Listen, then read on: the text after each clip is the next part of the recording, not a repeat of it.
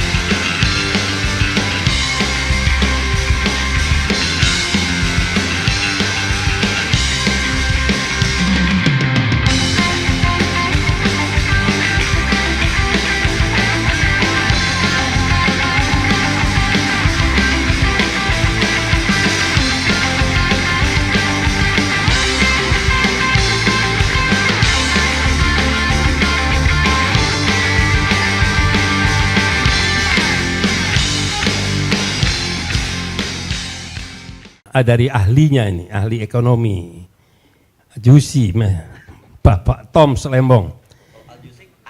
Angkel ya, bukan Bapak Angkel ya.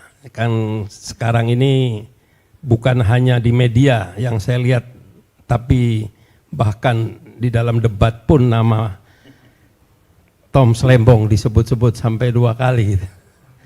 Jadi kenapa gitunya? Jadi pertanyaan saya, apakah kewalahan mendapat pertanyaan-pertanyaan melalui salah satu paslon atau apa, saya tidak tahu. Nah, Pak Tom Slembong ya, saya mau tanya Pak, kira-kira di dalam suasana perpolitikan ini dampak pada ekonomi ini nanti sejauh apa kira-kira? Baik sekarang ataupun nantinya misal 1 putaran, ada nggak pengaruh apabila nantinya 2 putaran? Karena ini kan menyangkut masalah kepentingan hajat masyarakat dan negara dan bangsa ini kan, agar supaya tidak terlalu berlama-lama dalam arti kata yang nantinya berdampak pada keuangan negara dan lain sebagainya. Nah, ini ahlinya Pak Tom di ekonomi ini. Terima kasih, silakan Pak. Terima kasih Pak Yusuf. Mungkin yang menarik bagi saya ya Pak Yusuf, Pak Refli, Pak Harusubeno. Kenapa kita dalam kondisi sekarang, ya, sebagai hasil dari sebuah strategi 10 tahun yang lalu, 15 tahun yang lalu. Ya. Menurut saya, Pak Yusuf, 15 tahun yang lalu itu ada debat antara para elit-elit ekonomi, elit-elit politik. Ya, yang mana yang lebih bagus untuk ekonomi, yang mana lebih bagus untuk mensejahterakan masyarakat. Ya, sistem yang otoriter atau sistem yang demokratis. Ya, dan ini kedua kalinya dalam sejarah mungkin ya debat ini terjadi. Karena di Perang Dingin tahun 50-an, 60-an, 70-an ada Uni Soviet yang tidak demokratis, ya, otoriter, dan ada kelompok negara-negara yang demokratis, ya, yang menganut ekonomi berorientasi pada pasar, ya. Dan ini terulang lagi debat yang sama di tahun 60-an 70-an. Banyakkan pengamat seperti kita itu memprediksi bahwa yang akan menang adalah Uni Soviet yang otoriter.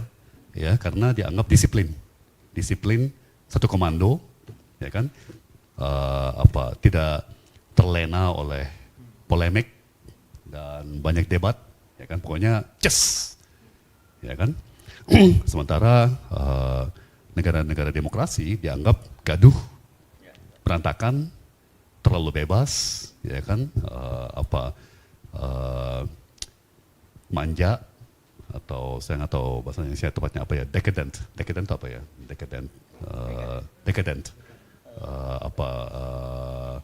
terlalu puas diri ya, atau selfish, egois, ya kan. Jadi yang dipentingkan dalam sebuah negara demokrasi itu kan hak-hak para individu. Ya. Sementara dalam sistem otoriter itu apa yang dipentingkan adalah stabilitas, ya kan, dan satu komando gitu. Nah, kita tentunya tahu dari sejarah bahwa justru sistem otoriter itu yang ambruk. Uni Soviet ambruk, ya kan, ekonominya ternyata kosong, nggak ada isi. Ya, meskipun fungsi betul, ini betul. Sementara negara-negara yang dianggap terlalu manja, ya kan, berisik, terlalu banyak kebebasan, ya kan, nggak bisa atau sulit menyatu, ya, yaitu negara-negara demokratis itu malah yang menang perang dingin. Ya.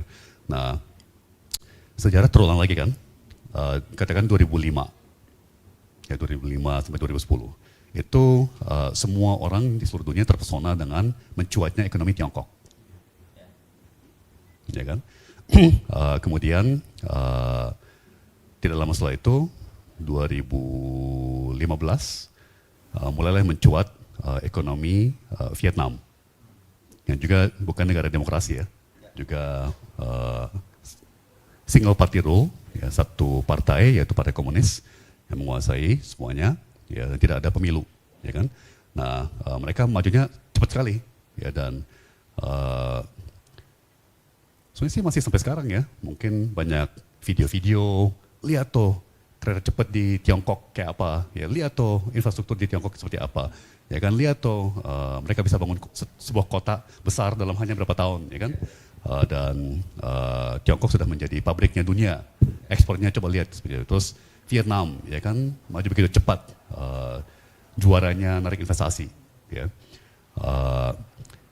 Sehingga mungkin banyakkan elit politik dan elit, terutama elit bisnis ya, sebenarnya saya berpikir ya lebih baik kita ngikutin sistem seperti Tiongkok, lebih baik kita ngikutin sistem seperti Vietnam, ya. Dan tentunya perseteruan ini terus berlangsung, ya. Klasik banget, terulang lagi. Nah, cuman yang mungkin baru mulai terangkat, ya, ini di dunia internasional, mungkin masih belum masuk ke diskusi publik di dalam negeri di Indonesia. Ini negara-negara otoriter seperti Tiongkok, Vietnam, yang sekarang mulai mengalami banyak masalah ekonomi. Ya, jadi Tiongkok itu terutama sejak tahun lalu ya, dalam sebuah kondisi ekonomi yang benar-benar sulit sekali, sangat parah sekali. Ya. Bisa memberikan hutang pada negara-negara, bingung saya itu gimana ya? Nah, itu juga euforia Pak Yusuf. Jadi itu mirip dengan Uni Soviet di tahun 50-an, 60-an, 70-an. Mereka juga kasih banyak sumbangan ke negara-negara blok mereka, ya kan? Apakah itu Kuba, apakah itu negara-negara di Afrika, ya kan? Terus itu salah satu hal yang membangkrutkan Uni Soviet, ya kan? Nah, Tiongkok juga ternyata banyak mengucurkan, misalnya melalui program Belt and Road Initiative, sudah mengucurkan $1 triliun, ya, itu ekuivalen dengan 15.000 triliun rupiah, ya, untuk puluhan negara untuk mendanai proyek-proyek infrastruktur mercusuar, ya kan. Tapi sekarang ternyata banyak peneliti mengestimasi antara 10% sampai 20% daripada $1 triliun itu udah macet, menjadi kredit macet. Ya, ini kan merugikan Tiongkok sendiri, ya kan. Nah, kedepannya bahkan Presiden Xi Jinping udah bilang, ya kita nggak lagi bikin proyek besar, kita mau bikin proyek kecil-kecil aja. Ya, jadi suatu pelajaran bagi mereka. Ya, mereka mungkin sempat merasa jumawa, udah sebuah superpower gitu ya, terus wah guyur uang ke puluhan negara, sekarang malah bermasalah, ya kan. Ternyata juga banyak pertumbuhan ekonomi Tiongkok yang kelihatan begitu gemilang, ternyata dalamnya juga kosong. Ternyata dimotori oleh misalnya banyak spekulasi di properti, real estate. Ya, jadi karena sistem keuangan di sana kurang berkembang, akhirnya orang pengen nabung, taruh duit di mana? Ya beli rumah, rumah kedua, rumah ketiga, rumah keempat, ya kan? Dengan harapan bahwa nilai properti ini semuanya naik terus, ya kan? Dan banyak ditanya oleh utang, ya utang rumah tangga, utang pemerintah daerah, ya kan? Utang BUMN dan sebagainya ya. Nah ini bagi kita yang mengikuti perkembangan di luar negeri, ini pelajaran yang penting banget. Pelajaran penting banget. Kenapa? Karena selama ini yang saya lihat, kita ngikutin resepnya atau formulanya mereka. Ya, yang sangat mengandalkan infrastruktur, terutama infrastruktur makro, ya, proyek-proyek raksasa, jalan tol, ya kan, bandara, pelabuhan, untuk memotori ekonomi, ya didanai oleh utang. Ya, itu persis formulanya Tiongkok 30 tahun terakhir. Terus kita sangat mengandalkan industrialisasi, terutama yang industri berat, ya kan, seperti smelter, nikel, juga beberapa investasi yang saya bawa masuk ya, dari Korea, seperti petrokimia, otomotif itu industri berat ya. Tapi itu ternyata tidak mensejahterakan masyarakat luas. Ya, itu memang perlu ya dengan beberapa untuk mencapai beberapa indikator ekonomi tertentu ya, misalnya kita jelas kita butuh devisa, ya kita butuh dolar, ya kan. Jadi dengan mendatangkan investasi besar, ya kan puluhan triliun dalam dolar, kita bisa dapat devisa dalam jumlah besar dengan waktu yang cepat. Ya, demikian juga dongkrak ekspor, ya kan.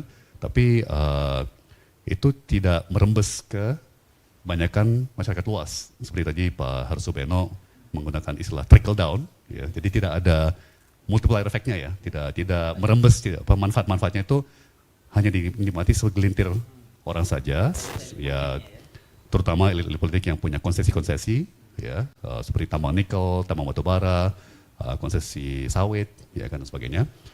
Tapi kelas menengah, terutama menengah bawah dan kelas berpenghasilan bawah itu tidak ternyata, ya sekarang data-data baru keluar.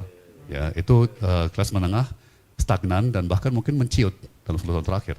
Ya, karena memang fokus pemerintah tidak ke sektor yang padat karya, ya, tidak ke sektor-sektor atau kebijakan yang memicu pertumbuhan kelas menengah.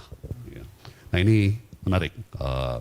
Dalam setahun, 2-3 tahun ke depan, kita akan melihat negara-negara demokrasi yang kelihatan berantakan, gaduh, ya kan manja, banyak ngomong, ya kan banyak lucu-lucuan, ya punya suka omon-omon, ya kan malah melahirkan banyak inovasi, malah punya kelas menengah yang sehat, ya kan punya kelas menengah yang tebal, ya punya ekonomi yang dinamis, ya kan di mana imajinasi, ya berkat kebebasan berekspresi, imajinasi itu jalan, ya kan kreativitas jalan, ya kan terus inovator-inovator yang menantang status quo, ya kan yang mengancam perusahaan-perusahaan yang sudah eksis ya dengan inovasi produk baru, dengan inovasi jasa baru, itu justru akan cemerlang. Ya sementara negara-negara otoriter yang mungkin sebelumnya kelihatan wow juara ekspor, juara investasi, ya kan juara infrastruktur, itu sekarang mulai tenggelam akibat